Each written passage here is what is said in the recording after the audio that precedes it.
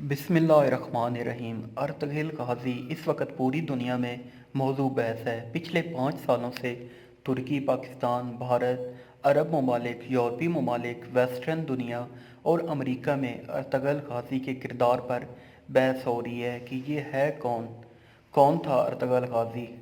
دوستوں، Ertugrul Ghazi واقعی کوئی حقیقی کردار ہے یا پھر ایک فرضی کردار ہے؟ کیا واقعی دنیا کی سب سے عظیم سلطنت خلافت عثمانیہ کا حقیقی بانی یہی ارطغرل غازی ہے؟ اسی نے عالم اسلام کو متحد کرنے کا خواب دیکھا تھا اور اپنے بیٹے عثمان غازی کی انہی خطوط پر تربیت کی تھی۔ کیا واقعی ایک خانہ بدوش قبیلے کا سردار ہو کر دنیا کی اہم طاقت منگولوں اور صلیبیوں سے برسے پیکار تھا اور دونوں کو شکست دے کر مسلمانوں کی عظمت رفتہ بحال کی تھی؟ موجودہ دور میں مسلمانوں کی موجودہ دور میں یہ بحث اس لیے ہو رہی ہے کہ دسمبر 2014 میں ترکی کے سرکاری ٹی وی نے ایک ڈرامہ نشر کرنا شروع کیا، ٹریلز ارطغرل۔ یہ 2019 تک جاری رہا۔ یہ ڈرامہ 5 سیشن پر مشتمل ہے۔ اس میں کل 150 ایپیسوڈ ہیں اور ہر ایک ایپیسوڈ کا ڈیوریشن تقریباً 2 گھنٹے کا ہے۔ اب تک 160 ممالک میں اسے دیکھا جا چکا ہے۔ 90 سے زیادہ زبانوں میں اس کی باضابطہ ڈبنگ ہو چکی ہے۔ اس ڈرامے کو دیکھ کر کئی لوگ اسلام قبول کر چکے ہیں۔ اس ڈرامے کے رائٹر اور ڈائریکٹر محمد بوصدیق ہیں اور اس کے اصل ہیرو اینجن آلتن ہیں، جنہوں نے ارطغرل غازی کا کردار ادا کیا۔ اس ڈرامے میں یہ دیکھا گیا ہے کہ 13ویں صدی میں کوئی نام کا ایک ترک قبیلہ تھا جو منگولوں کے ظلم و ستم سے پریشان تھا۔ موسم، وبا اور پہاڑوں کی ٹھنڈک نے اسے پریشان کر رکھا تھا۔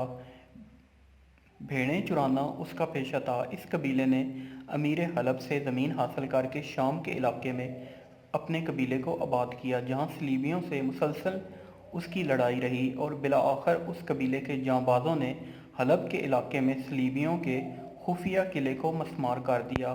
حلب کے شاہی قلعے کو صلیبی سازشوں اور غداروں سے نجات دلائی۔ اس قبیلے کا سردار شاہ سلمان تھا، جس کی جنگ سے واپسی کے وقت دریا میں ڈوبنے سے موت ہو گئی۔ اس کے بعد شاہ سلمان کا تیسرا بیٹا ارطغرل اس کا سردار بنا اور اس نے کچھ جنگجوؤں اور قبیلے کے کچھ لوگوں کے ساتھ انطولیہ کی طرف سفر کیا۔ اس علاقے میں اپنا قبیلہ آباد کیا۔ یہاں اس نے منگولوں اور صلیبیوں دونوں سے مسلسل لڑائی کی، دونوں کو شکست سے دوچار کرتا رہا اور کئی صلیبی قلعوں کو اس نے فتح کر لیا۔ فتوحات کا آغاز ارطغرل نے ہاندلی بازار سے کیا، جو آج بھی ترکی میں موجود ہے اور یہ دنیا کے قدیم ترین بازاروں میں سے ایک ہے۔ ارطغرل کی جنگی صلاحیتوں اور کامیابیوں سے خوش ہو کر سلجوق سلطنت کے فرما روا سلطان علاؤ الدین نے سوغات کا علاقہ انہیں تحفے میں دے دیا اور ارطغرل کو وہاں کا سردار اعلیٰ بنا دیا۔ ارطغرل کی بیوی حلیمہ سے 3 بچے پیدا ہوئے۔ سب سے چھوٹا بیٹا عثمان تھا، جس کے بارے میں ارطغرل نے کئی مرتبہ خواب دیکھا کہ وہ عالم اسلام کو متحد کرے گا اور دنیا کی عظیم سلطنت قائم کرے گا۔ خفیہ تنظیم سفید داڑھی والوں نے عثمان کی آمد کا تذکرہ کیا۔ عثمان نے جوان ہونے کے بعد قبیلے کی ذمہ داری سنبھال لی اور اپنے والد کی طرح یہ بھی منگولوں اور صلیبیوں کے خلاف برسے پیکار ہو گیا۔ عثمان کی قابلیت اور اس کی پوری مہم کو باضابطہ ایک ڈرامہ کارلوس عثمان میں پیش کیا جا رہا ہے، جس کے 19 ایپیسوڈ اب تک ریلیز ہو چکے ہیں۔ اس ڈرامے میں خلافت عثمانیہ کا قیام دکھایا جائے گا۔ ارطغرل کی پوری جنگی مہم میں شیخ ابن العربی نے روحانی پیر کے طور پر بہت مدد کی۔ اس کے علاوہ ارطغرل کے 3 بہادر ساتھی باسمی بے، ترگوت بے اور روشان بے اس کا بہت ساتھ دیتے رہے اور تقریباً پورا ڈرامہ انہی تینوں کی بہادری، شجاعت اور جاں نثاری کے ارد گرد ہے۔ ڈرامے میں بہت سلیقے کے ساتھ منگولوں کا ظلم و ستم، صلیبیوں کی سازش اور اپنوں کی غداری دکھائی گئی ہے۔ ڈرامہ میں بتایا گیا کہ جس طرح آج کے حالات ہیں، 13ویں صدی کے حالات بھی اسی طرح بدتر تھے۔ چنگیز خان کی فوج مسلمانوں کو تباہ و برباد کر رہی تھی۔ صلیبی مسلسل مسلمانوں کے خلاف سازشوں میں لگے ہوئے تھے اور مسلمان بھی کم ہمتی کے شکار ہو چکے تھے۔ وہ صلیبیوں اور منگولوں کی سازشوں کا شکار ہو کر اپنوں کے ساتھ ہی غداری کرتے تھے، اور ان مشکل حالات میں ارطغرل غازی نے عالم اسلام کو متحد کرنے اور انہیں ذلت و خواری سے نکالنے کا خواب دیکھا، اور اس کو سچ ثابت کرنے کے لیے انہوں نے جدوجہد شروع کر دی۔ عیسائیوں، صلیبیوں اور منگولوں میں اپنا خوف قائم کر دیا۔ ان کی وفات کے 10 دن بعد ان کے بیٹے عثمان غازی نے 1299 میں سلطنت عثمانیہ کی بنیاد رکھ دی، اور پھر دیکھتے ہی دیکھتے یہ سلطنت 3 براعظموں پر پھیل گئی اور دنیا کی سب سے لمبی مدت تک قائم رہنے والی اور سب سے مضبوط سلطنت بن گئی، جو 1923 تک قائم رہی۔ ڈرامے میں بہت خوبصورتی کے ساتھ اسلامی تہذیب و ثقافت کو پیش کیا گیا، جس کو دیکھنے کے بعد دنیا کا ہر مسلمان ارطغرل غازی کو اپنا ہیرو، محسن اور عظیم مجاہد سمجھتا ہے۔ علاقائیت اور نسل و نسب کی بنیاد پر ذرا برابر بھی تعصب کا خیال نہیں آتا۔ عرب و عجم، قبیلہ اور علاقائیت کی بنیاد پر پایا جانے والا آپسی تعصب کو یہ ڈرامہ مٹا دیتا ہے۔ دوستوں، رائٹر کا حسن کمال یہ ہے کہ اس نے اس میں ترکوں کی اپنی تہذیب کو بھی جگہ دی، لیکن اس سے ذرا برابر بھی دیگر علاقوں اور خطوں کے رہنے والوں کی دلچسپی پر کوئی فرق نہیں پڑتا۔ ڈرامے کا کردار اس طرح ہے کہ عیسائی بھی یہ نہیں کہہ سکتے کہ یہ ہمارے خلاف جھوٹ ہے، بلکہ وہ بھی اسے پسند کرتے ہیں، اور کئی عیسائی فیملی ڈرامہ دیکھنے کے بعد ایمان لا چکی ہیں۔ یہ ساری تفصیلات ڈرامے کے کردار کی تھیں۔ اب آئیے جانتے ہیں کہ حقیقت میں ارطغرل غازی کون تھا، تاریخ اس کے بارے میں کیا کہتی ہے۔ کیا ڈرامے میں جو کچھ دکھایا گیا وہ تاریخ میں بھی موجود ہے؟ دوستوں، حال ہی میں BBC نے ایک مضمون لکھ کر یہ تاثر دینے کی کوشش کی تھی کہ ارطغرل ڈرامے میں جو دکھایا گیا ہے وہ خلاف حقیقت اور تاریخ کے برعکس ہے۔ آگے چل کر ہم آپ کو BBC کا یہ مضمون بھی بتائیں گے۔ دوستوں، کئی یورپی اور امریکی دانشوروں نے بھی اس ڈرامے پر سوال اٹھایا اور کہا ہے کہ ارطغرل ایک گمنام ہے جسے ترکی کے صدر رجب طیب اردگان نے زبردستی ہیرو بنا کر پیش کر دیا۔ تو دوستوں، آئیے جانتے ہیں کہ سچائی کیا ہے۔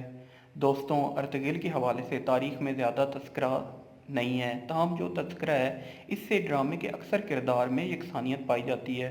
تاریخ پڑھنے اور ڈرامہ دیکھنے کے بعد آپ یقینی طور پر یہی کہیں گے کہ ڈرامے میں جو کچھ دکھایا گیا وہ حقیقت پر مبنی ہے، اور اس وقت کے یہی حالات تھے جیسا ڈرامے میں بتایا گیا۔ ارطغرل ترک زبان کا لفظ ہے۔ یہ دو لفظوں ار اور تغرل سے مل کر بنا ہے۔ ار کے معنی آدمی، سپاہی یا ہیرو کے ہیں، جبکہ تغرل کے معنی عقاب، پرندے کے آتے ہیں۔ اسی کو شاہین بھی کہتے ہیں۔ ارطغرل کی ولادت 1190 میں ہوئی اور وفات 1280 میں، یعنی 90 سال کی عمر میں ہوئی۔ ارطغرل غازی ایک بہادر، نڈر، بے خوف، عقل مند، دلیر، ایماندار اور باروق سپاہی تھا۔ وہ ساری عمر سلجوقی سلطنت کا وفادار رہا۔ مولانا اکبر شاہ نجیب آبادی نے اپنی کتاب تاریخ اسلام میں لکھا ہے کہ ارطغرل اپنے 400 جنگجوؤں کے ساتھ انطولیہ جا رہے تھے کہ وہاں انہوں نے دیکھا 2 فوجیں آپس میں لڑ رہی ہیں۔ ایک فوج جیت رہی تھی اور دوسری فوج شکست کھانے کے قریب پہنچ چکی تھی۔ ارطغرل نے اس وقت اپنے ساتھیوں کے ساتھ شکست خوردہ فوج کا ساتھ دیا۔ ارطغرل نے شکست خوردہ فوج کا ساتھ محض اپنی اس فطرت کی وجہ سے دیا کہ وہ کمزوروں اور مظلوموں کو ساتھ دینا فرض سمجھتا تھا۔ اس نے یہ جاننے کی کوشش نہیں کی کہ یہ فوج کون سی ہے اور اس کے بدلے کیا انعام ملے گا۔ ارطغرل کے حملے کے بعد جیتی ہوئی فوج شکست سے دوچار ہوگی اور جو فوج ہار رہی تھی وہ جیت گئی۔ اس طرح جنگ کا پانسا بدل گیا۔ ارطغرل نے جس فوج کا ساتھ دیا تھا وہ سلجوق سلطنت کی فوج تھی اور سامنے منگولوں کی فوج تھی۔ بعض مورخین نے صلیبی فوج لکھا، تاہم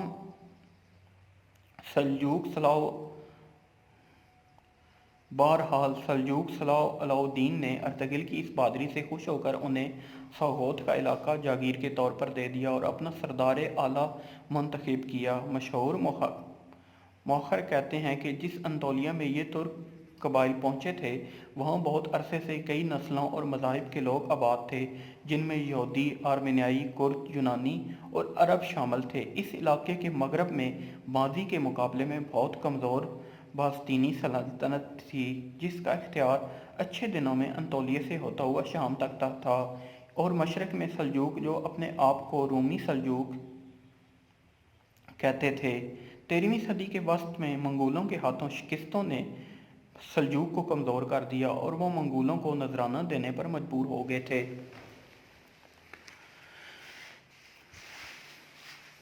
ماضی کی دو طاقتور حکومتوں کا اختیار ان کی سرحدوں کے درمیان واقع غیر یقینی صورتحال کے اس علاقے میں نہ ہونے کے برابر تھا، لیکن یہ صرف جنگجوؤں کی عام جگہ نہیں تھی۔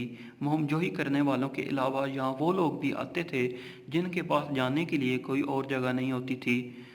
تاریخی حوالوں سے بھی یہ معلوم ہوتا ہے کہ ارطغرل کا تعلق ترک قبائل کی شاخ کائی قبیلہ سے تھا اور ان کا خاندان بیگ سردار کہلاتا تھا۔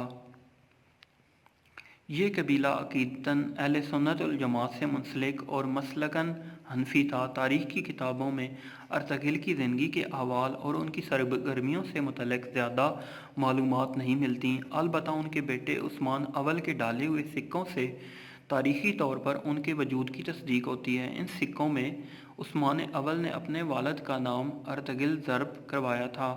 7 سوات پر مشتمل ایک دستاویز بھی ترکی میں موجود ہے جس میں ارطغرل غازی کی منگولوں اور صلیبوں کے ساتھ جدوجہد کا تذکرہ موجود ہے۔ عثمانی دستاویزات میں ارطغرل کا نسب کچھ یوں ملتا ہے: ارطغرل بن سلیمان شاہ بن کنزلب بن کایا الب بن کوب الب بن ساروق الب بن کائی الب۔ کائی قبیلہ انہی سے منسوب ہے۔ دوستوں، کئی مورخین نے لکھا ہے کہ ارطغرل غازی اسلام کی سربلندی کی خاطر جدوجہد کر رہے تھے اور اس وقت کے موجودہ ترک قبائل سے ان کی سوچ بالکل الگ تھی۔ ایک عظیم مشن اور مقصد کے تحت وہ ترک قبائل کو متحد کر رہے تھے اور صلیبیوں اور منگولوں کے ساتھ لڑتے تھے۔ ان کی آرزو تھی کہ ایک عظیم اسلامی سلطنت کا قیام عمل میں لایا جائے۔ وفات کے 10 سال بعد سب سے چھوٹے بیٹے غازی عثمان اول نے ان کا یہ خواب پورا کیا اور ایک عظیم الشان سلطنت عثمانیہ کی بنیاد رکھی۔ ترکی کے شہر سغوت میں ارطغرل کے نام کی ایک مسجد اور ایک مزار ہے۔ ارطغرل کے بیٹے عثمان نے اس کی تعمیر کی تھی اور پھر عثمان کے بیٹے ارحان غازی نے اضافہ کیا۔ اسی مقبرے میں حلیمہ سلطان اور ترگوت وغیرہ کی بھی قبریں موجود ہیں۔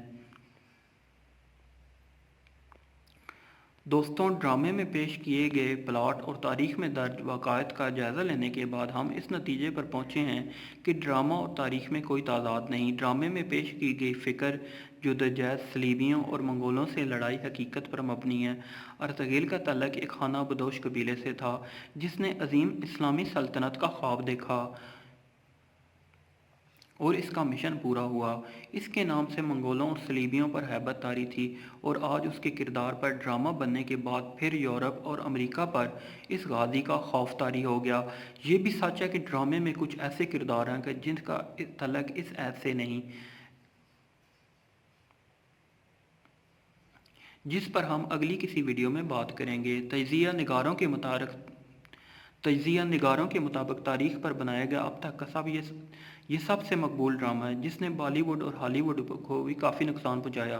یہ ڈرامہ اردو میں بھی دستیاب ہے، جس کے ایک سیشن کی ڈبنگ پاکستان کے ایک پرائیویٹ چینل نے پہلے کر رکھی ہے اور باقیہ اردو سب ٹائٹل کے ساتھ موجود ہے۔ ڈرامے کا ہر کردار حقائق پر مبنی ہے۔ تاریخی واقعات، غیر مسلموں کے ساتھ حسن سلوک، سرداری اور حکمرانی کا طریقہ، جنگ کی تربیت، دشمنوں کے نرغے میں پھنس جاتے وقت دفاع کیسے کرنا چاہیے، اپنے لوگوں کے ساتھ جب جنگ کی نوبت آ جائے تو کیا طریقہ اختیار کرنا چاہیے، مشکل حالات کا سامنا کیسے کرنا چاہیے، ایسی تمام چیزوں کی معلومات ملتی ہے۔ اس ڈرامے میں عیسائیوں کی سازشوں کو بڑی تفصیل سے بتایا گیا۔ عالم اسلام کی نااتفاقی بھی بڑی ایمانداری سے دکھائی گئی۔ مسلمانوں میں چھپے غداروں کو بھی بہت احسن انداز سے دکھایا گیا۔ ڈرامے میں معمولی رومانس کے ساتھ تصوف کو بھی بھرپور انداز دنیا کے 4 براعظم پر یہ خلافت قائم رہی۔ اسے جن لوگوں نے قائم کیا تھا ان کی حیثیت چرواہے اور خانہ بدوشوں کی تھی۔ سکونت اختیار کرنے کے لیے ان کے پاس کوئی زمین اور ریاست نہ تھی۔ کبھی سلجوقی سلطنت کے سائے میں پناہ لی، کبھی ایوبی حکومت کے رکبہ زن ہونے کے لیے اجازت مانگنی پڑی، کبھی منگولوں نے اپنے ماتحت کرنے کی کوشش کی۔ خلافت عثمانی کے قیام کی تاریخ منگولوں اور صلیبیوں کے ساتھ مسلمانوں کی جنگ اور اہل ایمان کی بہادری سے نئی نسل کو واقف کرانے کے لیے ترک حکومت نے ڈرامہ پروجیکٹ پر کام شروع کیا۔ خلافت عثمانی کے قیام کی تاریخ منگولوں اور صلیبیوں کے ساتھ مسلمانوں کی جنگ اور اہل ایمان کی بہادری سے نئی نسل کو واقف کرانے کے لیے ترک حکومت نے ڈرامہ پروجیکٹ پر کام شروع کر رکھا ہے۔ اس منصوبے کے تحت ترکی کے سرکاری ٹیلی ویژن نے ڈریس ارطغرل کے نام سے ایک ڈرامہ ریلیز کیا۔ اس ڈرامے میں خلافت عثمانی کے بانی محمد عثمان غازی کے والد ارطغرل غازی کا کردار دکھایا گیا، جس نے کائی قبیلے کے سردار سلمان شاہ کے یہاں تقریباً 1200 میں جنم لیا۔ اپنے قبیلے کی 2000 فوج اور بہادر ساتھیوں کے ساتھ منگولوں کا مقابلہ کیا، صلیبیوں کے دانت کھٹے کیے، حلب کی ایوبی حکومت اور کونیا کی سلجوقی سلطنت کو غداروں اور سازش کرنے والوں سے پاک کیا۔ اپنی بہادری، شجاعت اور ذہانت کی وجہ سے ترکی کی راجدھانی موجودہ انقرہ کے علاقے میں کئی ایک قلعے اور شہر فتح کیے۔ اخیر زمانے میں سوگوت شہر آباد کیا۔ یہاں خلافت عثمانی کے بانی محمد عثمان کی پرورش ہوئی۔ اسی ماہ میں ان کے 3 بہادر سپاہیوں نے سب سے زیادہ ان کا ساتھ دیا، جنہیں تاریخ میں سپاہی ترگت، سپاہی باسمی اور سپاہی روشان کے نام سے جانا جاتا ہے۔ ڈرامے کے اردو ترجمے میں ترگت کو نورگل اور باسمی کو بابر کا نام دیا گیا۔ منگول، باستینی اور سلجوقی سلطنت کے غداروں نے ارطغرل کو ختم کرنے اور مارنے کے لیے ہر ممکن جدوجہد کی، لیکن کبھی کامیابی نہ ملی۔ آج بھی یورپی قوم اور منگول ارطغرل کا نام سن کر کانپ اٹھتے ہیں۔ ارطغرل غازی نے اپنی تلوار اور ذہانت دونوں کا بھرپور استعمال کیا۔ کبھی تلوار کا استعمال کر کے فتح حاصل کی تو کبھی ذہانت کا استعمال کر کے دشمنوں کو شکست سے دوچار کیا۔ ان کی جنگی مہارت، ذہانت پوری دنیا کو متحد کرنے کی فکر بتاتی ہے کہ وہ عالم اسلام کے عظیم جرنیل اور مسلم دنیا کے ناقابل فراموش ہیرو تھے۔ دوستوں، انہوں نے عالم اسلام کی سب سے بڑی خلافت اور سب سے لمبی مدت تک قائم رہنے والی دنیا کی سپر پاور قوت کے لیے راہ ہموار کی تھی۔ اردو تاریخ میں ارطغرل غازی کا تذکرہ دستیاب نہیں، جس کی وجہ سے ہندوستان اور پاکستان کے بیشتر مورخین ان کی شخصیت اور کردار سے ناواقف ہیں، اور وہ خلافت عثمانی کی تاریخ کا آغاز براہ راست محمد عثمان غازی سے شروع کرتے ہیں۔ ڈرامے کا ہر کردار حقائق پر مبنی ہے۔ تاریخی واقعات، غیر مسلمانوں کے ساتھ حسن سلوک، سرداری اور حکمرانی کا طریقہ، جنگ کی تربیت، دشمنوں کے نرغے میں پھنس جاتے وقت دفاع کیسا کرنا چاہیے، اپنے لوگوں کے ساتھ جب جنگ کی نوبت آ جائے تو کیا طریقہ اختیار کرنا چاہیے، مشکل حالات کا سامنا کیسا کرنا چاہیے، ایسی تمام چیزوں کی معلومات ملتی ہے۔ اس ڈرامے میں عیسائیوں کی سازشوں کو بڑی تفصیل سے دکھایا گیا۔ عالم اسلام کی نااتفاقی بھی بڑی ایمانداری سے دکھائی گئی۔ مسلمانوں میں چھپے غداروں کو بھی بہت احسن طریقے سے دکھایا گیا۔ ڈرامے میں معمولی رومانس کے ساتھ تصوف کو بھی بھرپور انداز میں پیش کیا گیا۔ اسے عام مسلمان اور خواتین و حضرات کے ساتھ علماء، اسکالر، مفتیان کرام، دانشور، افسران، سیاستدان، حکمران طبقہ سب سمیت سبھی گروپ سے تعلق رکھنے والے دیکھ سکتے ہیں۔ ہر ایک کے لیے اس میں پیغام، جذبہ، تحریک اور سبق آموز کردار ہے، اور ہندوستان کے موجودہ ماحول میں ہر ایک مسلمان نوجوان کو اسے دیکھنے کا خصوصی اہتمام کرنا چاہیے۔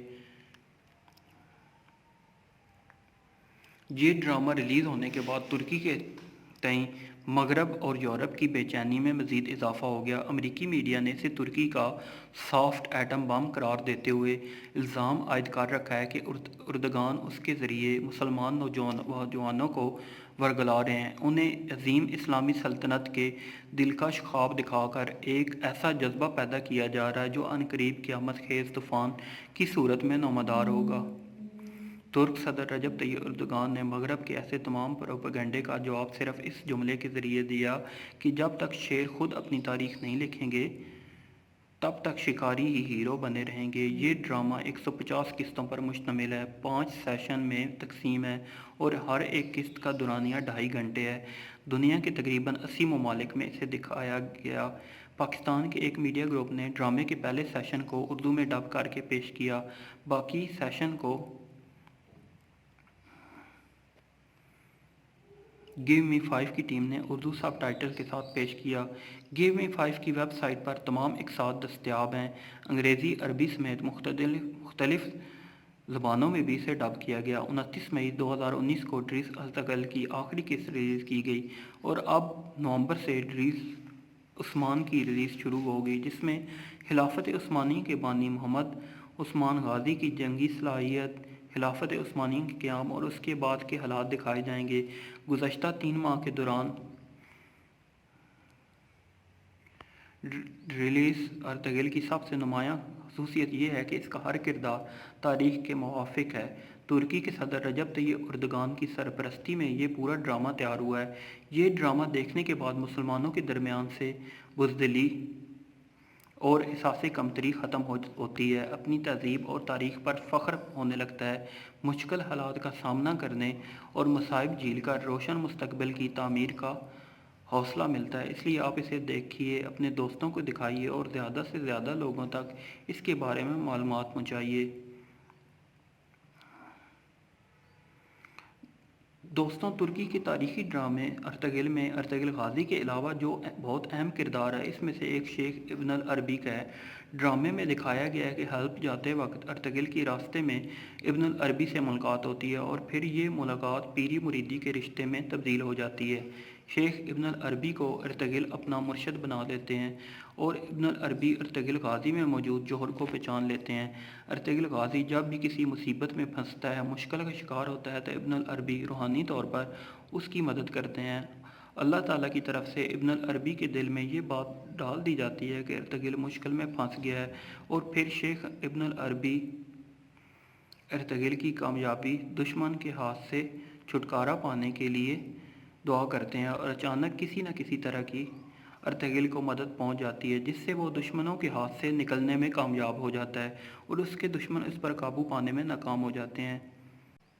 शेख इब्न अल अरबी किसी मामूली शख्सियत का नाम नहीं, ये 12वीं सदी की अबकरी शख्सियत और अजीम फ़लसफ़ी, मुफ़क्कर और मुहक़्क़िक़ दानश्वर हैं। आलम इस्लाम की तारीख़ के चंद अहम दानश्वरान, मुफ़क्किरीन, फ़लसफ़ियों और सूफिया में से एक शेख इब्न अल अरबी हैं। तकरीबन 500 किताबों के मुसन्निफ़ हैं। दोस्तों, उनकी सबसे मशहूर किताब अल फतुहात अल मक्किया है, जिसके 560 अबवाब और 4000 सफ़ात हैं। शेख इब्न अल अरबी को सूफिया ने शेखुल अकबर का लक़ब दे रखा है और आज तक ये लक़ब किसी और को नहीं मिल सका। शेख इब्न अल अरबी का पूरा नाम महिउद्दीन मोहम्मद इब्न अल अरबी अल अंदलसी है। अंदलस के मरीसा शहर में 1165 में विलादत हुई। आपके वालिद अरबी उल नस्ल थे और अंदलस में आकर उन्होंने रिहाइश इख्तियार कर ली थी। कहा जाता है कि आप हातम ताई की नस्ल से हैं। जिस वक़्त आपकी पैदाइश हुई, अंदलस में खाना जंगी का माहौल था और कोई मुस्तकिल हुकूमत नहीं थी। अंदलस के सूबा अशबीला के हाकिम के यहाँ आपके वालिद का असर व रसूख था और दरबार में आना जाना आपका लगा हुआ था। आम बच्चों की तरह आपने भी तालीम व तरबियत पाई और जवानी की दहलीज पर कदम रख दिया, लेकिन इस दरमियान एक ऐसा वाक़या पेश आया जिसने आपकी पूरी ज़िंदगी को बदल दिया। दोस्तों, वाक़या कुछ यूँ है कि एक मजलिस लगी हुई थी, शराब का दौर चल रहा था। शेख इब्न अल अरबी भी जाम हाथ में लेकर पीना चाह रहे थे कि अचानक एक आवाज़ इनको सुनाई देती है, ए मोहम्मद, क्या तुमको इसीलिए पैदा किया गया था? तुम्हारा काम तुम्हारा काम शराब पीना और इस तरह की मजलिसों में शिरकत करना नहीं है। इस वाक़े के बाद इब्न अल अरबी जाम हाथ से फेंक देते हैं और वहाँ से बाहर निकल जाते हैं। इस वाक़े के बाद इनकी कैफियत बदल जाती है। तसव्वुफ़, फ़िक़्ह और दीगर अलूम में इन्हें कमाल हासिल होता है। इन्हें एहसास होता है कि हमारे सीने में जो इल्म है, इसकी तबलीग और तशहीर के लिए अंदलस मुनासिब मुल्क नहीं है। चुनांचे वो वहाँ से निकल कर 1194 में मराकश पहुँच जाते हैं। यहाँ अबू मोहम्मद अब्दुल अज़ीज़ बिन अबू बकर कुरैशी और दीगर उलमा से मुलाकात होती है। मराकश में शेख इब्न अल अरबी एक खानगाह कायम करते हैं और तसव्वुफ़ को फ़रोग़ देते हैं। 2 साल के अरसे में ان کا طویل حلقہ بن جاتا ہے۔ شیخ ابن العربی پھر اندلس لوٹ جاتے ہیں اور کچھ سال یہاں قیام کرتے ہیں۔ 1199 میں ان کے دل میں اللہ تعالیٰ کی طرف سے یہ بات ڈال دی گئی کہ میرے بندوں کو اس کرم کے بارے میں بتاؤ جو میں نے تم پر کیا۔ چند سال کے بعد وہ وہاں سے مکہ مکرمہ پہنچتے ہیں اور تقریباً 2 سال یہاں قیام کرتے ہیں۔ اسی زمانے میں انہوں نے اپنی کتاب الفتوحات المکیہ کی تصنیف شروع کی۔ اس کے بعد وہاں سے بغداد اور عراق جاتے ہیں۔ چند دنوں بعد یروشلم پہنچتے ہیں اور ہر جگہ تصوف اور علوم کا ایک حلقہ قائم کر لیتے ہیں۔ دمشق میں ان کی ملاقات سلطان صلاح الدین ایوبی کے بیٹے الملک الظاہر سے ہوتی ہے جو ان کی بے پناہ قدر کرتے ہیں۔ سلطان صلاح الدین ایوبی کے ناتی امیر حلب عبدالعزیز کے بھی یہاں ان کی بہت قدر ہوئی۔ ایک مرتبہ ان پر کچھ لوگوں کی جانب سے ارتداد کا الزام لگا دیا گیا اور لوگ قتل کرنے کے درپے ہو گئے، لیکن وہ کامیاب نہ ہو سکے۔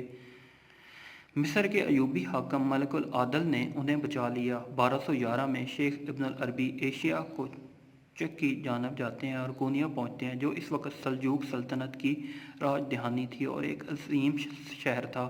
یہاں پر سلطان کیاکیوس نے آپ کا ولولے کے ساتھ استقبال کیا اور آپ کی رہائش کے لیے ایک مکان بنوایا جسے آپ نے بعد میں ایک بکاری کو دے دیا۔ کونیا میں آپ کی آمد مشرقی تصوف میں ایک انقلاب کا پیش خیمہ بنی۔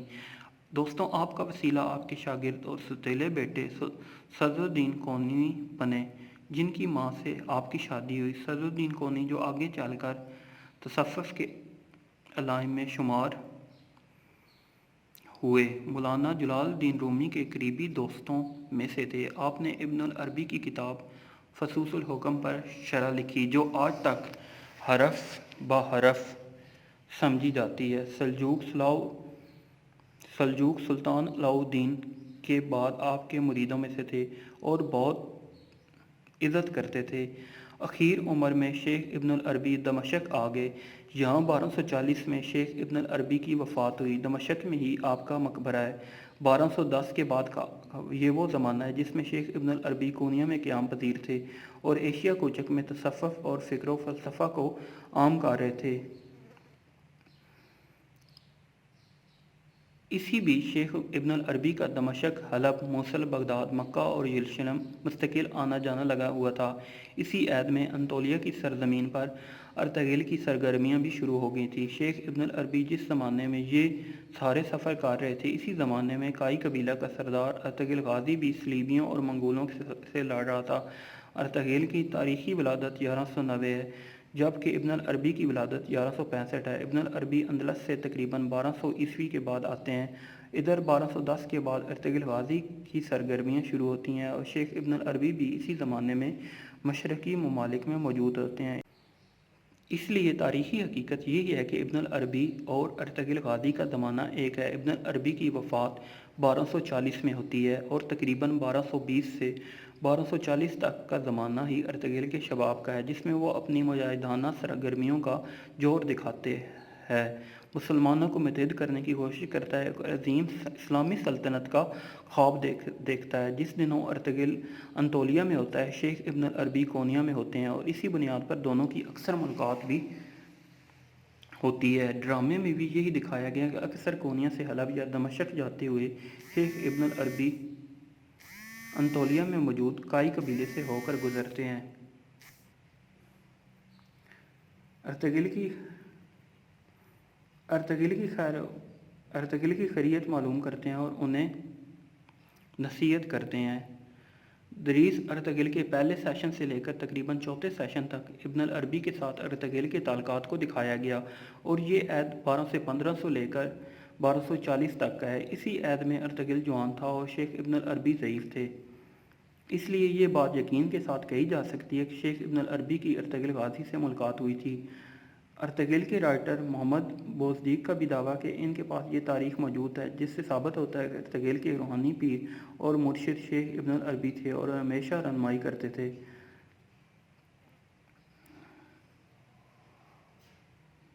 دونوں کی ملاقات تھی اور ارطغرل کو نیک صالح بنانے اور اللہ تعالیٰ کی ذات سے ہر مشکل میں مدد مانگنے کی تربیت کی تھی۔ اسی بنیاد پر ڈرامے میں اس کردار کو اہمیت کے ساتھ جگہ دی گئی ہے اور ناظرین کی دلچسپی بھی اس کردار میں بہت زیادہ پائی جاتی ہے۔ بالشبہ ڈرامہ ارطغرل میں شیخ ابن العربی کا کردار بہت اہم ہے اور ہر مشکل وقت میں وہ اللہ تعالیٰ کی طرف رجوع کرنے کی تلقین کرتے ہیں، اللہ تعالیٰ پر ایمان کو مضبوط کرنے اور ان سے ہی مدد مانگنے کی نصیحت کرتے ہیں۔ اکثر و بیشتر باتوں کا جواب براہ راست قرآن سے پیش کرتے ہیں یا پھر حدیث شریف یا قول صحابہ سے پیش کرتے ہیں۔ ابن العربی کا کردار ڈرامے کو چار چاند لگاتا ہے۔ یہ کردار جس اداکار نے ادا کیا ان کا نام عثمان سرگود ہے، ترکی کے مشہور اداکاروں میں سے ایک ہیں اور داسیوں فلموں۔ دوستوں، ارطغرل غازی کے نام سے ایک ترک ڈرامہ پاکستان ٹیلی ویژن پر اردو زبان میں نشر کیا جا رہا ہے، لیکن اردو زبان میں ڈبنگ سے قبل ہی یہ ڈرامہ پاکستان میں اس حد تک مقبول تھا کہ اس کے مداحوں میں وزیر اعظم عمران خان کو بھی گنا جاتا ہے، جو اس میں دکھائی گئی اسلامی تہذیب کی تعریف کر چکے ہیں۔ عثمانی روایت کے مطابق ارطغرل سلطنت عثمانیہ کے بانی عثمان اول کے والد تھے۔ اس کے علاوہ ان کے بارے میں حقائق پر مبنی معلومات نہ ہونے کے برابر ہیں۔ کئی صدیوں تک دنیا کے ایک بہت بڑے حصے پر حکمرانی کرنے والے اس خاندان اور سلطنت کا آغاز تاریخ کے دھندلکوں میں گم ہو جاتا ہے۔ تاریخ کی کتابوں میں عثمانی روایت کے علاوہ اس دور کی دو ٹھوس نشانیاں، ایک سکہ اور بازنطینی سلطنت کے مورخ کی ایک تحریر اور عثمان کے ایک خواب کا ذکر ملتا ہے، جس کا ہم آگے چل کر ذکر کریں گے۔ جو بات طے ہے وہ یہ کہ عثمان کا تعلق آج کی ترکی میں انطالیہ کے علاقے میں آباد ترک خانہ بدوش قبیلے سے تھا اور اس کی حکومت انطولیہ کی چھوٹی چھوٹی حکومتوں میں سے ایک تھی جن کی طاقت میں زیادہ فرق نہ تھا۔ سوال یہ پیدا ہوتا ہے کہ آخر عثمان یا پھر اس کے والد نے ایسا کیا کیا کہ صرف اسی خاندان کا راج قبیلے سے چھوٹی ریاست اور پھر انطولیہ کی بڑی سلطنت بننے سے تین براعظموں میں پھیلا اور پھر خلافت میں تبدیل ہوا۔ سلطنت عثمانیہ کی بنیاد 14ویں صدی کے اوائل میں رکھی گئی اور یہ 20ویں صدی میں ختم ہوئی۔ اس دوران ایک ہی خاندان سے تعلق رکھنے والے 37 سلطان اس کی مسند پر بیٹھے۔ ایک مورخ کے مطابق کسی خاندان کا مسلسل اتنی دیر حکومت کرنا معجزے سے کم نہیں ہے۔ عثمانیوں کی کامیابیوں کی وجوہات کچھ بھی ہوں، لیکن ان کی انطولیہ، وہ علاقہ جو کسی حد تک آج کے ترکی کی حدود سے مطابقت رکھتا ہے، میں اپنے ہمسایوں کے ساتھ 2 صدیوں پر پھیلی ہوئی لڑائی انتہائی سخت تھی۔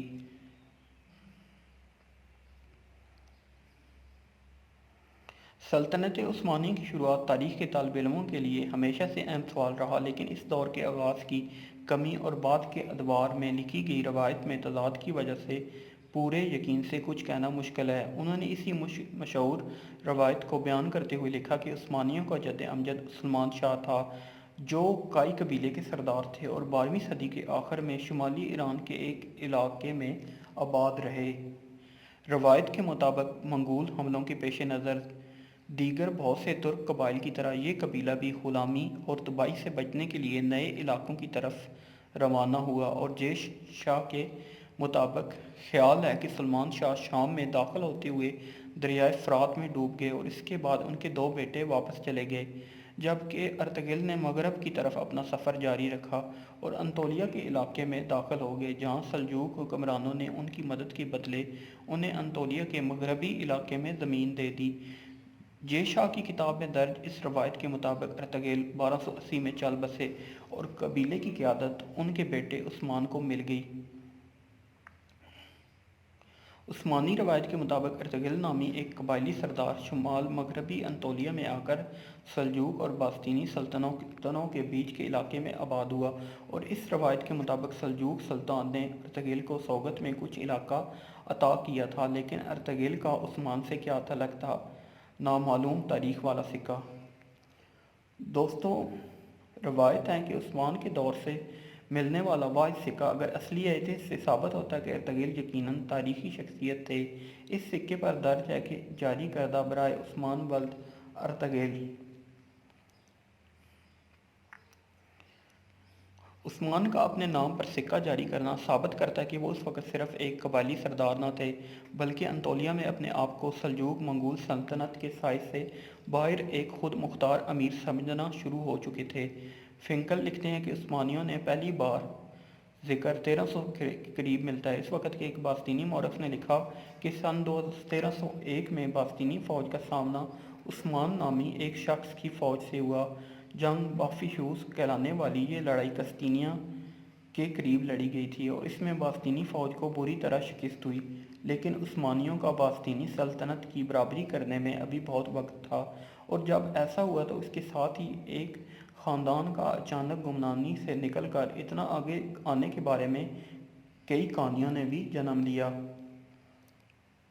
مورخ کہتے ہیں کہ عثمانی اس لحاظ سے خوش قسمت تھے کہ ان کا علاقہ قسطینیہ کے قریب تھا، جس سے کبھی بھی کامیابی کی صورت میں بڑا انعام یقینی تھا۔ عثمان کا خواب۔ سلطنت عثمانیہ کے آغاز کے بارے میں سب سے زیادہ سنی جانے والی روایت کے مطابق عثمان نے اپنی ابتدائی کامیابیوں کے بعد ایک خواب دیکھا تھا۔ اس خواب میں انہوں نے دیکھا کہ ایک درویش شیخ کے سینے سے ایک چاند نمودار ہوتا ہے اور اس کے اپنے سینے میں داخل ہو جاتا ہے۔ اس کے ساتھ ہی اس پیٹ سے ایک بہت بڑا درخت نکلتا ہے جس کا سایہ پوری دنیا پر چڑھ جاتا ہے۔ اس درخت کی شاخوں کے نیچے چشمے بہتے ہیں جس سے لوگ پانی پیتے ہیں اور کھیت سیراب ہوتے ہیں۔ عثمان نے جب شیخ ابالی سے تعبیر پوچھی تو انہوں نے کہا کہ خدا نے عثمان اور اس کی اولاد کو دنیا کی حکمرانی کے لیے چن لیا، اور انہوں نے کہا کہ ان کے سینے سے نکل کر عثمان کے سینے میں داخل ہونے والا چاند ان کی بیٹی ہے، جو اس خواب کے بعد عثمان کی اہلیہ بن گئی۔ ابتدائی عثمانی سلطانوں کو اپنے آغاز کی تاریخ معلوم کرنے سے زیادہ دلچسپی دوسروں پر حکومت کے لیے اپنے حق کو ثابت کرنے میں تھی، اور ان کے نزدیک ان کی سلطنت کا آغاز ایک خواب سے ہوا تھا جو عثمان نے ایک بزرگ درویش کے گھر میں قیام کے دوران دیکھا تھا۔ وہ مزید لکھتے ہیں کہ اس خواب کی کہانی کے حق میں دستاویزی ثبوت بھی تاریخ میں ملتا ہے، اور وہ یہ ہے کہ سلطنت عثمانیہ کے ابتدائی دور کے زمینوں کے کاغذات سے اندازہ ہوتا ہے کہ عثمان کے دور میں ادیبالی نامی بزرگ موجود تھے، اور اس بات کی بھی کچھ شہادت ہے کہ ان کی بیٹی عثمان کی 2 بیویوں میں سے ایک تھی۔ ارطغرل کا انطولیہ 13ویں صدی کا انطولیہ تھا۔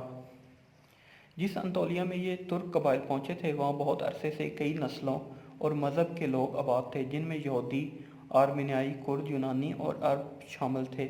اس علاقے کے مغرب میں ماضی کے مقابلے میں بہت کمزور باستینی سلطنت تھی، جس کا اختیار اچھے دنوں میں انطولیہ سے ہوتا ہوا شام تک تھا، اور مشرق میں سلجوق، جو اپنے آپ کو رومی سلجوق کہتے تھے۔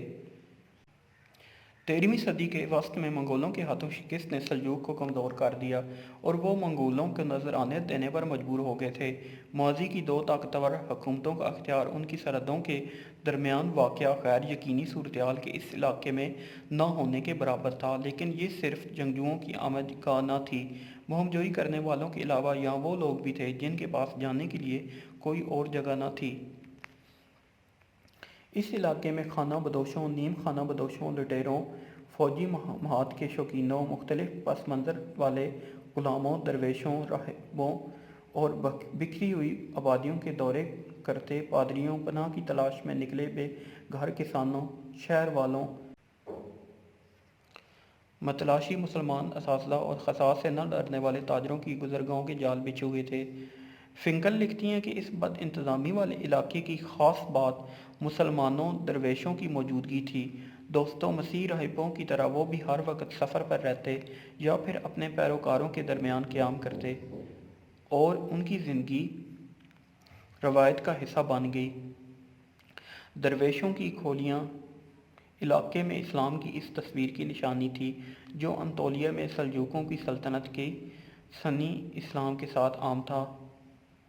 ترک خانہ بدوش جب انطولیہ آئے تو صوفی بزرگ بھی ان کے ساتھ ہی آ گئے، جس پر طاقتور سلجوق حکمرانوں کو کوئی اعتراض نہ تھا، کیونکہ وہ ان صوفیوں کی لوگوں میں مقبولیت کی وجہ سے اپنے علاقے سے نکل جانے پر خوش تھے۔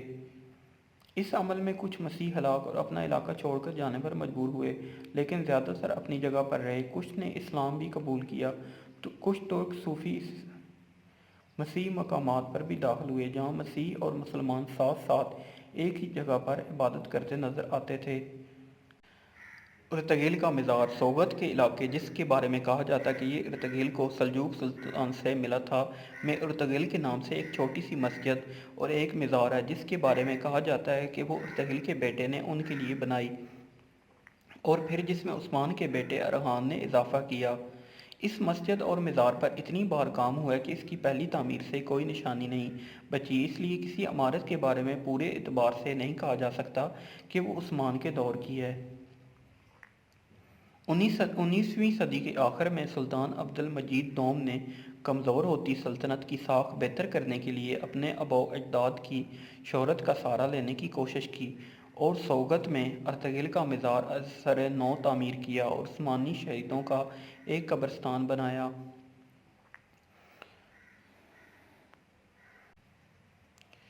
دوستوں، ایک ایسے کردار کے بارے میں ٹی وی سیریل بنانے میں جسے لوگ نہیں جانتے، آسانی یہ ہے کہ اس کو کسی بھی رنگ میں پیش کیا جا سکتا ہے، جبکہ مقبول شخصیات کی خوبیوں اور خامیوں کے بارے میں لوگ آگاہ ہوتے ہیں۔ اس سے پہلے سلطان سلمان کے بارے میں سیریل اسی لیے زیادہ کامیاب نہ ہو سکی تھی۔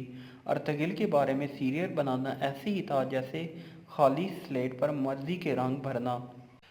غازی ارطغرل نامی ڈرامے نے پاکستان میں کامیابی کے جھنڈے گاڑ دیے، چار سو اس ڈرامے کے چرچے ہیں۔ ترکی میں بننے والے غازی ارطغرل نامی ڈرامے کو قومی زبان میں ڈب کر کے پی ٹی وی پر دکھایا جا رہا ہے اور اس وقت پاکستان میں سب سے زیادہ دیکھے جانے والا ٹی وی ڈرامہ ہے۔ اس کا سب سے زیادہ فائدہ یہ ہوا کہ اس سے مسلمانوں کی نشاط ثانیہ کو اجاگر ہو رہی ہے، اہل وطن کا لہو بھی ذوق یقین سے گرم ہو رہا ہے۔ یہ ڈرامہ وہی جذبات ابھار رہا ہے جو کبھی نسیم حجازی کے تاریخی ناول پڑھ کر دلوں میں جوش و جذبہ ٹھاٹھیں مارتا ہوا محسوس ہوتا تھا۔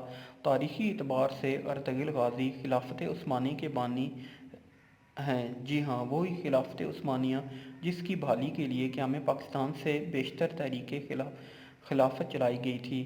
خلافت عثمانیہ کئی بر اعظموں پر محیط تھی۔ انگریزوں نے ایک سازش کے تحت مسلمانوں کو کمزور کرنے کے لیے خلافت عثمانیہ کو ختم کرنے میں کلیدی کردار ادا کیا۔ اس میں اپنوں کا کردار بھی بڑا بھیانک اور خوفناک ہے۔ تاریخی اعتبار سے خلفائے راشدین کے بعد حضرت امیر معاویہ کا دور سب سے زیادہ مستحکم رہا۔ ان کے ٹھوس اور انقلابی اقدامات نے ایک جدید ریاست کے تصور کو اجاگر کیا۔ دنیا میں پہلی بحری بیڑا بھی انہی کے دور حکومت میں بنایا گیا۔ فتوحات کے لحاظ سے بھی ان کا دور اسلامی تاریخ کا سنہری دور کہا جا سکتا ہے۔ اس کے بعد خلافت بادشاہت میں تبدیل ہو گئی، موروثی بنیادوں پر خلیفہ کا چناؤ کیا جانے لگا، خلیفہ کسی کو جواب دہ نہ تھا۔ بنو امیہ کے 90 سالہ دور حکومت میں حضرت عمر بن عبدالعزیز نے خلفائے راشدین کی یاد تازہ کر دی۔ انہیں اسی بنیاد پر پانچویں خلیفہ راشد کہا جاتا ہے۔ بنو امیہ کی خلافت کے بعد بنو عباس نے 500 سال تک حکومت کی۔ عباسی دور کے آخری دنوں میں خلافت برائے نام رہ گئی۔ متعدد ممالک اور شہروں میں شاہی خاندان کے امراء اور طاقتور جرنیلوں نے اپنی اپنی حکومت کا اعلان کر رکھا تھا، جو اپنے آپ کو عباسی خلیفہ کا تابع فرمان قرار دیتے، لیکن اس کے باوجود مساجد میں خطبہ خلیفہ کے نام کا ہی پڑھا جاتا تھا۔ جب ہلاکو خان نے بغداد پر حملہ کر کر ظلم و بربریت کا بازار گرم کیا، بیشتر عباسی خاندان کے افراد شہید ہو گئے۔ اس طرح 5 صدیوں پر محیط عباسی خاندان کی حکومت کا خاتمہ ہو گیا۔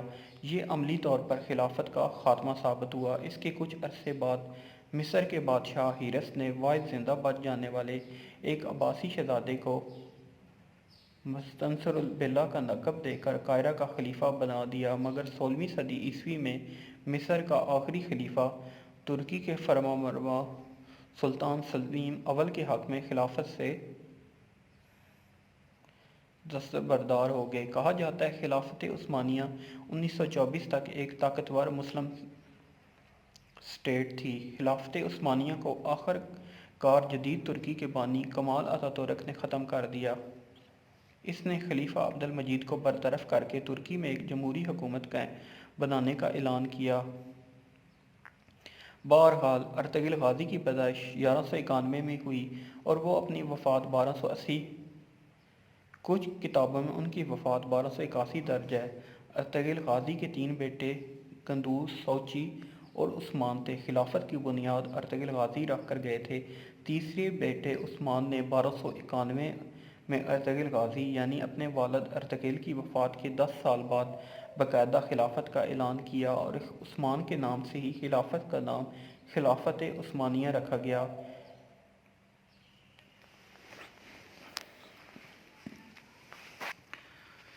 اسی خلافت نے 1291 سے لے کر 1924 تک 600 سال تک ان ترکوں کی تلواروں نے امت مسلمہ کا دفاع کیا۔ اس خلافت میں آج کے شام، عراق، اردن، ایران، مصر، لیبیا، سوڈان کے ممالک شامل تھے، جبکہ آج کا سعودی عرب، قطر، کویت، عمان اور متحدہ عرب امارات پر مشتمل علاقے حجاز کہلاتے تھے۔ یہ بھی خلافت عثمانیہ کا حصہ تھے۔ خلافت عثمانیہ نے مسجد نبوی، گنبد خضرا اور مسجد الحرام کی جدید تعمیر کی۔ سیدنا امیر حمزہ کا مزار مکہ مکرمہ تک ایک عظیم الشان نہر آقائے دو جہاں صلی اللہ علیہ وسلم کے مزار پر انور کے گرد سیسہ پلائی دیوار، مکہ مکرمہ تک ٹرین منصوبہ جیسے عظیم کارنامے سر انجام دیے۔ خلافت عثمانیہ میں ایک جدید اسلامی مملکت کا تصور پیش کیا گیا جس کے حکمرانوں نے اپنی خودداد صلاحیتوں سے دنیا بھر میں اپنی قابلیت اور مفتوحات کا لوا منوایا۔ ارطغرل غازی کا خاندان وسط ایشیا سے یہاں آباد آیا تھا اور ان کے جد امجد اوغوز خان کے 12 بیٹے تھے، جن میں سے یہ 12 قبیلے بنے، جن میں سے ایک یہ کائی قبیلہ تھا جس سے ارطغرل غازی تعلق رکھتا تھا۔ آپ کے والد کا نام سلمان شاہ تھا۔ ارطغرل غازی کے 3 اور بھائی تھے، سارم، دلجان اور گلدارو۔ آپ کی والدہ کا نام ہائمہ تھا۔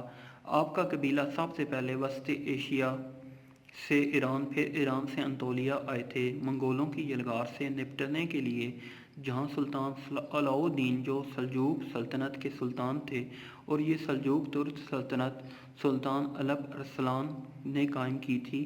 1071 میں عبرتناک شکست دے کر سلطان الپ ارسلان تاریخ کی بہت بڑی شخصیت تھے اور اسی سلطنت کا آگے جا کے سلطان علاؤ الدین بنے تھے۔ اسی سلطان علاؤ الدین کے سائے تلے یہ 12 قبیلے اوغوز خان رہتے تھے اور اس کائی قبیلے کے چیف ارطغرل بنے۔ اپنے والد سلمان شاہ کی وفات کے بعد سب سے پہلے ایلت آئے تھے اور پھر ایلت سے حلب گئے تھے 1232، جہاں سلطان صلاح الدین ایوبی کے پوتے العزیز کی حکومت تھی۔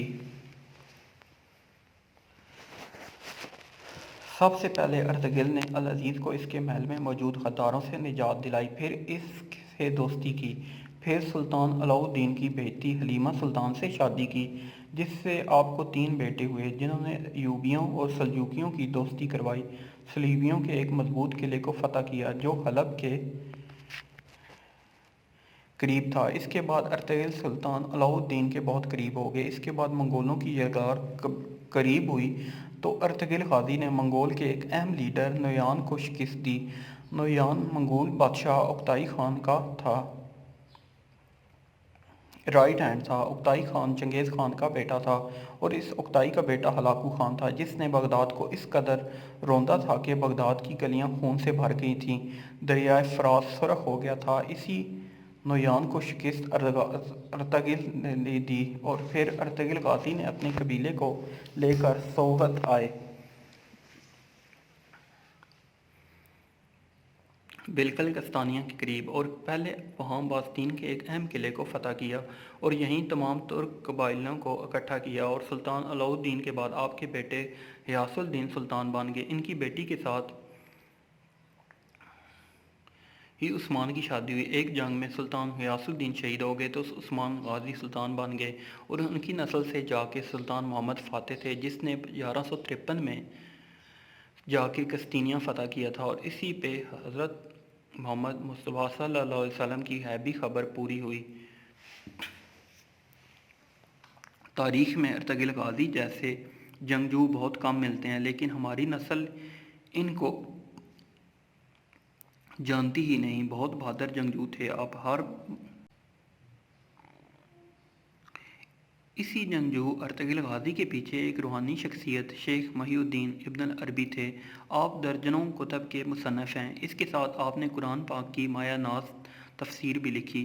علم کی دنیا کے بادشاہ جانے جاتے تھے اور تصوف میں بھی اپنی ثانی نہیں رکھتے تھے، جو اندلس سے ارطغرل غازی کی روحانی مدد کو پہنچے تھے۔ امام ابن العربی کی دعا اور مدد نے ارطغرل غازی کو 2 مرتبہ موت کے منہ سے نکالا اور ہر وقت ارطغرل کی روحانی مدد کرتے رہتے تھے۔ اللہ پاک ارطغرل غازی کا رتبہ بلند فرمائے اور ہزاروں رحمتیں ان پر نازل ہوں۔ خدا کرے دنیا پر پھر خلافت کا دورہ ہو جائے تاکہ مسلمانوں کی نشاط ثانیہ بحال۔ دوستوں، ارطغرل اور خلافت عثمانیہ کی بنیاد کو سمجھنے کے لیے ہمیں 12ویں صدی کے سنٹرل ایشیا کو جاننا ہوگا۔ سنٹرل ایشیا میں اس وقت سلجوق حکمران تھے اور ان کی سلطنت آج کے ترکی پر مشتمل تھی۔ کونیا دارالحکومت تھا اور یہ پورا علاقہ ارض روم کہلاتا تھا۔ سلجوقی ریاست کے ایک طرف منگول تھے، یہ مارتے دھاڑتے اور کھوپڑیوں کے مینار بناتے ہوئے آگے بڑھ جاتے تھے۔ یہ سلجوقوں کو روک کر مشرقی یورپ اور مشرقی وسطی جانا چاہتے تھے۔ دوسری طرف عیسائیوں کی باسطینی ریاست تھی، یہ ریاست آج کے ترکی کے شہر انطولیہ کے ساتھ ساتھ چلتی ہوئی بالیسی اور استنبول سے ہوتی پوری مشرقی یورپ پر مشتمل تھی۔ دوستوں، یہ بھی سلجوق ریاست پر قبضہ کر کے اپنی سرحدیں چین تک بڑھانا چاہتے تھے۔ سلجوقی ریاست کا تیسرا حصہ ایوبی ریاست سے ہوتا ہوا گزرتا تھا۔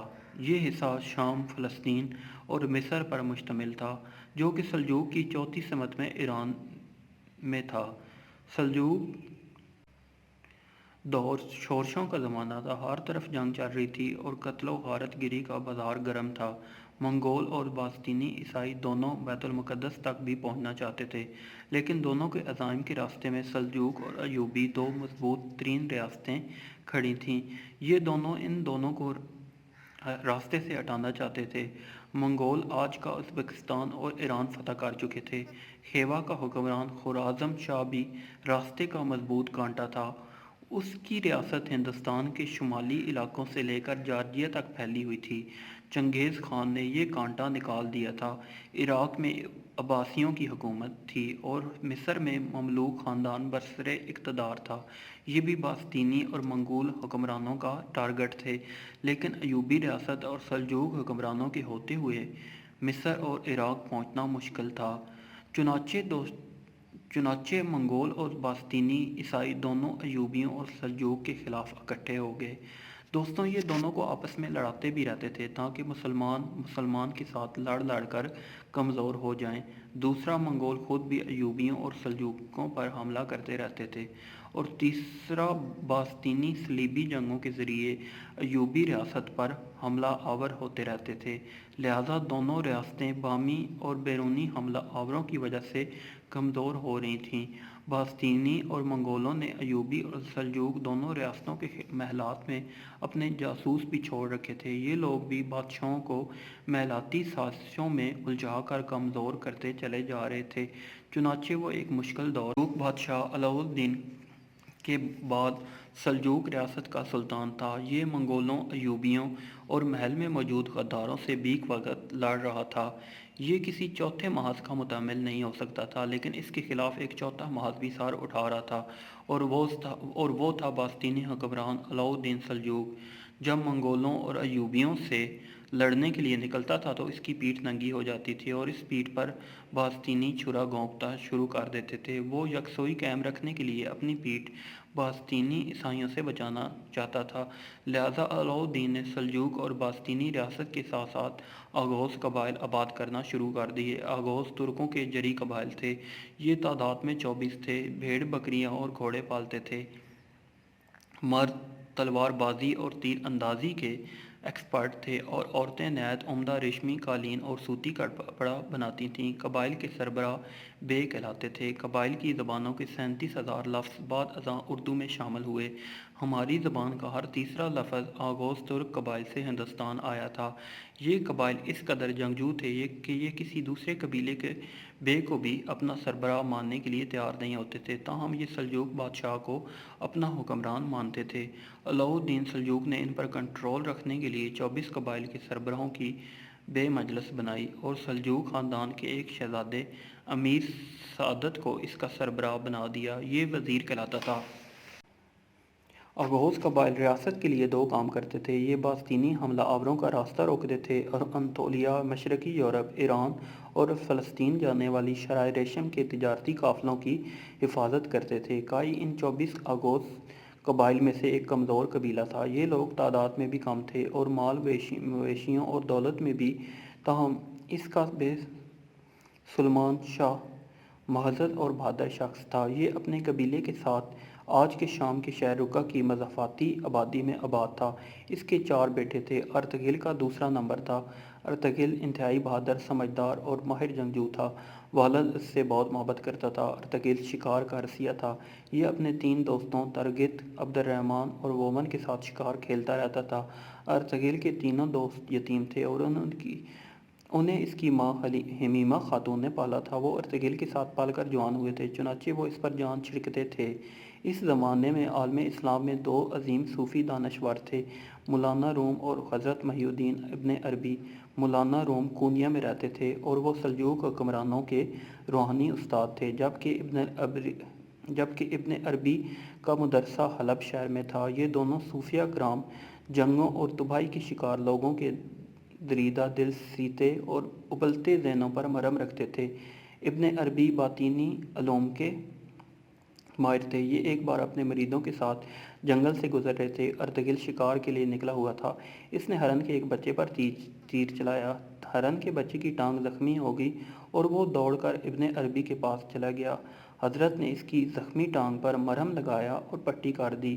ارطغرل اپنا زخمی شکار تلاش کرتا کرتا ابن عربی تک پہنچ گیا۔ حضرت نے اسے اپنے ساتھ بٹھایا، کھانا کھلایا، اس کی آنکھیں اور پیشانی دیکھی اور مسکرا کر فرمایا، تمہیں جتنے ملکوں کے نام یاد ہیں تم وہ بولو۔ ارطغرل کو جتنے نام آتے تھے وہ بول دیے۔ حضرت نے فرمایا، بس تمہیں صرف یہ یاد ہیں؟ ارطغرل نے ذہن پر زور دے کر ان میں مکہ، مدینہ اور فلسطین بھی شامل کر دیے۔ حضرت ابن عربی مسکرائے اور فرمایا، جو یہ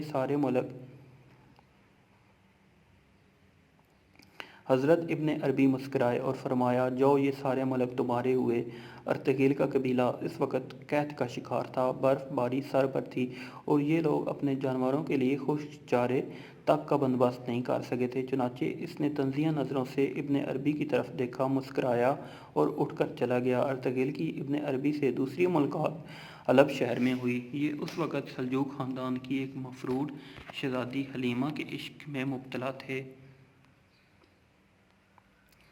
قبیلہ اس عشق کے خلاف تھا۔ کیونکہ یہ شادی آغوز روایت کے بھی خلاف تھی اور یہ سیدھی سادی سلجوق حکومت کو آ بیل مجھے مار کی دعوت دینے کے مترادف بھی تھی۔ اور قبیلے کی حالت یہ تھی کہ اس کے پاس سردیوں میں سر چھپا دیں اور کھانے کے لیے گندم تک نہ تھی۔ ارطغرل کے مزاج میں کمپرمائز کا مادہ نہیں تھا، لہٰذا یہ ڈٹ گیا۔ یہ اس کی زندگی کا مشکل ترین دور تھا اور وہ اس دور میں دھکے کھاتا کھاتا ابن عربی کے مدرسے پہنچ گیا۔ ابن عربی نے اسے اپنے پاس مہمان رکھا، اس کی فکری رہنمائی کی، اس کو تسلی دی۔ میں یہاں آپ کو یہ بھی بتاتا چلوں، اس زمانے میں اسلامی ملکوں کے اندر ایک خاموش تحریک چل رہی تھی۔ یہ لوگ سفید داڑھی والے کہلاتے تھے۔ ان کی داڑھیاں چھوٹی اور سفید ہوتی تھیں۔ یہ انتہائی با اثر، امیر اور باعمل مسلمان تھے۔ دوستو، ان کا ایک مضبوط جاسوس نیٹ ورک تھا۔ یہ پورے عالم اسلام میں پھیلے ہوئے تھے اور ایک دوسرے سے رابطے میں رہتے تھے۔ ان کی زندگی کا مقصد صرف ایک تھا، اسلام اور عالم اسلام کی حفاظت۔ یہ اسلام کے لیے خطرہ بننے والے حکمرانوں تک کو قتل کر دیتے تھے۔ سفید داڑھی والے سلجوق، عباسی، ایوبی اور مملوک چاروں سے تنگ تھے۔ یہ سمجھتے تھے کہ یہ لوگ اگر ایک دوسرے سے اسی طرح لڑتے رہے تو پھر پورے عالم اسلام پر منگول قابض ہو جائیں گے یا پھر باستینی اسلامی ریاست کو حرب کر لیں گے۔ ان کا خیال تھا پورے عالم اسلام کو ایک ایسی مضبوط ریاست چاہیے جو عیسائیوں اور منگولوں کا مقابلہ بھی کر سکے اور یہودی سازشوں کا تانا بانا بھی توڑ سکے۔ یہ لوگ ابن عربی سے متاثر تھے۔ ابن عربی نے ارطغرل کا رابطہ ان لوگوں سے کرا دیا۔ یہ لوگ اس سے متاثر ہوئے، لیکن ان کا خیال تھا یہ ابھی اتنا میچور نہیں کہ یہ کوئی ریاست بنا سکے اور چلا سکے، لہٰذا ان لوگوں نے اس کی پرورش اور تربیت کا فیصلہ کر لیا۔ یہ لوگ ارطغرل کو ٹرینڈ کر رہے تھے، لیکن اس دوران ایک ایشو پیدا ہو گیا۔ سلمان شاہ کینسر کی وجہ سے انتقال کر گئے اور بڑے بھائی نے حلیمہ سے شادی کرنے کے جرم میں ارطغرل کو قبیلے سے نکال دیا۔ ارطغرل بیوی کو لے کر قبیلے سے نکلا تو اس کی ماں حمیمہ اور اس کے ساتھیوں نے بھی قبیلہ چھوڑ دیا۔ یہ 400 لوگ تھے۔ یہ پناہ کی تلاش میں گھوڑوں پر خیمے باندھ کر در بدر پھرتے رہے۔ یہ کبھی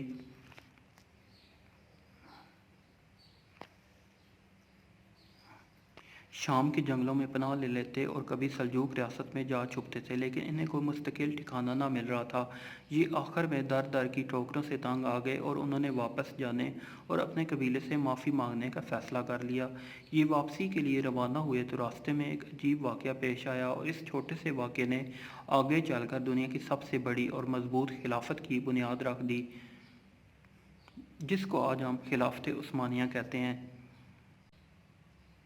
ارطغرل اپنے قبیلے کے چھوٹے سے حصے کے ساتھ رکا واپس جا رہا تھا۔ وہ اپنے بڑے بھائی سے معذرت کر کے دوبارہ اکائی قبیلے کا حصہ بننا چاہتا تھا۔ ماں حمیمہ بھی اس کے ساتھ تھی۔ یہ لوگ جب کوس داغ کے قریب پہنچے تو پہاڑ کے نیچے خوفناک جنگ چل رہی تھی۔ یہ لوگ رک کر جنگ دیکھنے لگے۔ ارطغرل کے دماغ میں اچانک کوئی خیال آیا۔ اس نے اپنے گھوڑ سواروں کو اشارہ کیا، خواتین اور بچوں کو پہاڑ پر چھوڑا اور یہ اپنے ساتھیوں کے ساتھ جنگ میں کود پڑا۔ جون کا مہینہ تھا، خوفناک گرمی تھی۔ ارطغرل کے ساتھ صرف 200 گھوڑا سوار تھے، لیکن یہ لوگ جب پہاڑ سے اترے اور دھول اڑی تو یوں محسوس ہوا جیسے ایک بہت بڑا لشکر اتر آیا ہے۔ یہ لوگ نیچے پہنچے تو کئی گھوڑا سواروں نے ارطغرل سے پوچھا، ہم نے کس کا ساتھ دینا ہے؟ ارطغرل نے قہقہ لگا کر جواب دیا، مظلوم کا۔ آپ یہ جان کر حیران ہوں گے، ارطغرل اور اس کے گھوڑ سواروں کو اس وقت تک یہ علم نہ تھا کہ یہ جنگ کن کے درمیان ہو رہی ہے اور ان میں مظلوم اور ظالم کون ہے۔ یہ لوگ بس بلا وجہ اس جنگ میں کود پڑے تھے اور دونوں لشکر انہیں اپنا ساتھی سمجھ رہے تھے۔ یہ لوگ میدان کے قریب پہنچ کر رکے۔ انہوں نے مظلوم کا اندازہ لگایا اور دوڑ کر اس کی طرف سے لڑنا شروع کر دیا۔ یہ تازہ دم تھے، ماہر تلوار باز اور بہادر تھے، لہٰذا یہ لڑنے لگے تو مظلوم لشکر کو حوصلہ ہو گیا۔ اس کے اکڑتے قدم جم گئے اور وہ جی جان سے لڑنے لگا۔ یوں دیکھتے ہی دیکھتے جنگ کا پاسا پلٹ گیا۔ ہارتا ہوا لشکر جیت گیا اور جیتی ہوئی فوج پسپا ہو گئی۔ جنگ ختم ہوئی تو ارطغرل کو پتہ چلا اس نے سلجوق سلطان علاؤ الدین کی مدد کی تھی۔ سلجوق سلطان منگولوں کے ساتھ لڑ رہا تھا۔ وہ یہ جنگ تقریباً ہار چکا تھا اور انطولیہ کی سلطنت اس کے ہاتھ سے نکل چکی تھی، لیکن پھر اچانک ارطغرل غیبی مدد بن کر پہاڑ سے اترا اور اس نے اس کا ملک بچا لیا۔ علاؤ الدین سلجوق نے ارطغرل کو بلایا، اس کی کہانی سنی، اس کی جرأت اور بہادری کی داد دی، اس کا ماتھا چوما اور اس سے پوچھا، مانگو جو مانگتے ہو میں ابھی تمہیں دے دوں گا۔ ارطغرل کے پاس رہنے کے لیے جگہ نہیں تھی، اس نے اپنے قبیلے کے لیے جگہ مانگ لی۔ سلطان نے قہقہ لگایا اور کہا، بس اتنی سی خواہش؟ ارطغرل نے جواب دیا، سلطان ہماری ضرورت اور اوقات اس سے زیادہ نہیں۔ سلطان نے میز پر نقشہ بچھایا، چاقو سے اس پر نشان لگایا اور سغوت کا علاقہ اسے دے دیا۔ سغوت کی وادی وسیع چراگاہوں، جنگلوں اور جھیلوں پر مشتمل تھی۔ دریائے سکاریا اسے سیراب کرتا تھا اور یہ باستینی سرحد پر واقع تھی۔ باستینی ریاست کا بڑا شہر بورسا 100 کلومیٹر کے فاصلے پر تھا۔ دوستوں، یہ سارے شہر اور علاقے باستینی تھے اور یہ سغوت کے قریب واقع تھے۔ سلطان علاؤ الدین نے یہ وادی ارطغرل کے حوالے کرنے کے بعد اسے باستینی شہر فتح کرنے کی اجازت بھی دے دی اور اسے اپنا مشیر خاص بھی بنا لیا۔ ارطغرل نے رکا جانے کی بجائے اپنا قبیلہ لیا اور یہ دریائے سکاریا کے ساتھ سغوت کی وادی میں آباد ہو گیا اور اس نے سغوت شہر آباد کرنا شروع کر دیا۔ کئی قبیلے کے لوگ مختلف ملکوں اور علاقوں سے آتے رہے اور اس کے ساتھ جڑتے رہے۔ آغوز قبائل کے مجبور اور مسکین بھی اس کے پاس آتے تھے اور وہ انہیں پناہ اور زمین دے دیتا تھا۔ ارطغرل کی کہانی سغوت میں پہنچ کر ختم ہو جاتی ہے۔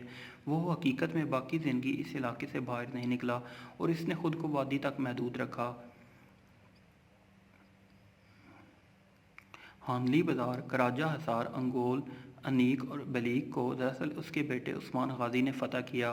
ارطغرل کے صرف دو کمال تھے، سلطان علاؤ الدین سے سغوت کی وادی حاصل کرنا اور اپنے تیسرے بیٹے عثمان کی تربیت کرنا۔ اس نے اپنی زندگی اپنے قبیلے اور اپنے نسل کی ٹریننگ کے لیے وقف کر دی تھی اور وہ یہ کام 1288 میں اپنے انتقال تک کرتا رہا۔ انتقال کے بعد اسے سغوت ہی میں دفن۔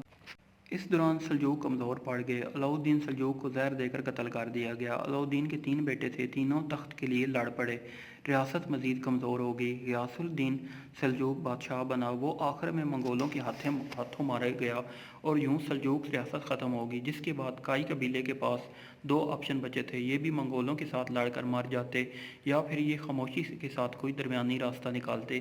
ارطغرل کے تین بیٹے تھے: قندوز، سارباتو اور عثمان غازی۔ عثمان 1258 میں سعود میں پیدا ہوئے تھے۔ یہ بہت سمجھدار اور بہادر تھا۔ اس نے قبیلے کی انان سنبھالی اور منگولوں کو حقیقت مان دیا۔ منگول بازطینی ریاست کو تاراج کر رہے تھے۔ بازطینی قبیلے کے دشمن بھی تھے، چنانچہ عثمان غازی نے منگولوں کے ساتھ معاہدہ کر لیا کہ یہ منگولوں پر حملہ نہیں کرے گا اور منگول اس سے سقوط نہیں چھینیں گے، اور مزید یہ بازطینی ریاست پر حملے جاری رکھیں گے تاکہ منگول مشرقی یورپ پر اپنا قبضہ مضبوط رکھ سکے۔ اس وقت تک منگول مشرقی یورپ فتح کر چکے تھے۔ عثمان غازی کے پاس سرفروشوں کا ایک مضبوط دستہ تھا۔ اس دستے نے بازطینیوں سے یک شہر چھین کر فتوحات کا نیا سلسلہ شروع کر دیا۔ یہ بعد ازاں ہانلی بازار اور کراجہ حصار پر بھی قابض ہو گئے۔